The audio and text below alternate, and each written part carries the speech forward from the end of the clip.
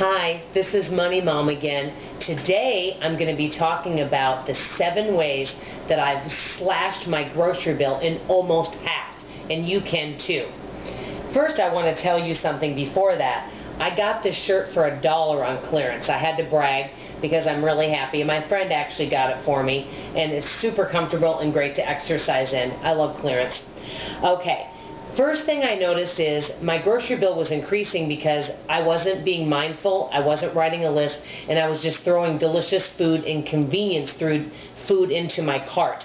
And when I started paying attention to how much I was spending, I would be embarrassed to tell you because there's only 3 of us, and I was spending close to $800 a month on food and some convenience items. One of the biggest things that I did to start slashing my grocery bill is I really started to pay attention to what I have in the house, in the pantry, in the freezer, and refrigerator. I know that they talk about this a lot.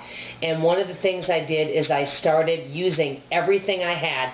If I noticed, for example, I had a cake mix, and I usually make cakes from scratch, but if I noticed that I had things that I wasn't using, certain frozen vegetables or fruits, I would either try to use them up as quickly as possible, or I would share them with the friends so that I made sure that they did get used. One other thing that I was doing is I was going shopping less.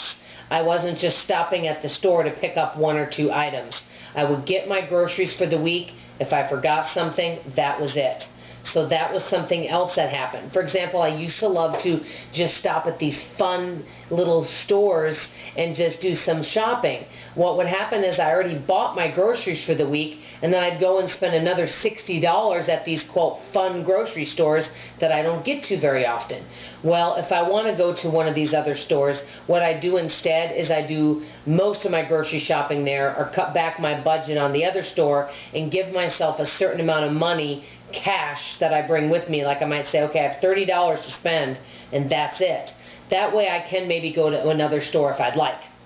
One other thing that I've been doing is I bring cash to the store and a calculator. And once I'm done with that cash, that is it. That is all that I get.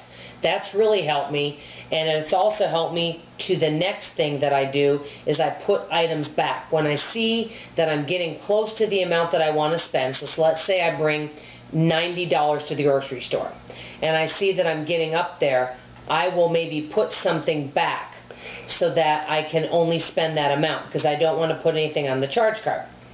One thing I want to tell you that saved me an enormous amount, Meat Mac the knife. This has saved me a lot of money. I used to just have these dull knives that weren't very good, and so I never bought that much produce. For example, cantaloupe and muskmelon, and I love all this stuff, especially in the summer. You can see this entire thing is filled, and it's not, I've eaten part of it. This is a muskmelon. Well, guess what? I use the knife and cut it up into chunks. I can eat on this for a whole week. I think it was $1.50 on sale. I noticed at the grocery store they'll sell these already pre-cut for like $4.99 to $5.99. So this is saving me a lot of money on produce. With a good sharp knife, it doesn't take that long to cut it, and it really saves on groceries. Another thing is I'm not buying as many convenience foods at the grocery store. I see many people buying a lot of frozen foods and convenience foods because they don't have time, they feel, to cook. Maybe they're working parents. I work from home, so I have more convenience. So they're buying a lot of fast and foods. Well, I noticed I used to buy a lot more convenience foods, a lot more snacky things, a lot more frozen things. The problem is the family would eat all of that stuff within 2 days. I call it the fun foods. And then you'd be out of it in a couple days, and it was so costly to buy it. Now I'm making more things from scratch, which gets me to my next point. I've been writing out a menu each week. I used to look up menus or use recipe books that called for several ingredients, and it would cost me a lot of money to make the recipes because I would use one ingredient or one spice that cost like $6, and I'd only use it a couple times and then it would go to waste. I purchased a bunch of these books at a used bookstore of like 5 ingredients or less. I love this 4 ingredients or less cookbook, and I have several of these that I use, and it has like appetizers, desserts, vegetable dishes. And what I do is I'll open up the cookbook and look up a recipe, look at what I have at home, like say Tex-Mex pork chops or mustard apricot chicken. Okay, and I look up and see what ingredients I have in my home, and I'll put that, and if I have a lot of the ingredients, I'll put that on the next menu plan, which is really helpful. Once I'm done making it, I'll ask the family what they thought of the item, and I'll write notes. Never make again, or this was delicious but use a little less of this, or substitute this. I write notes next to these things so I can keep track. But these 4 ingredients and 5 ingredient less cookbooks, I cannot tell you, it has saved so much money on my groceries. So the meal planning and having a menu up really makes a difference.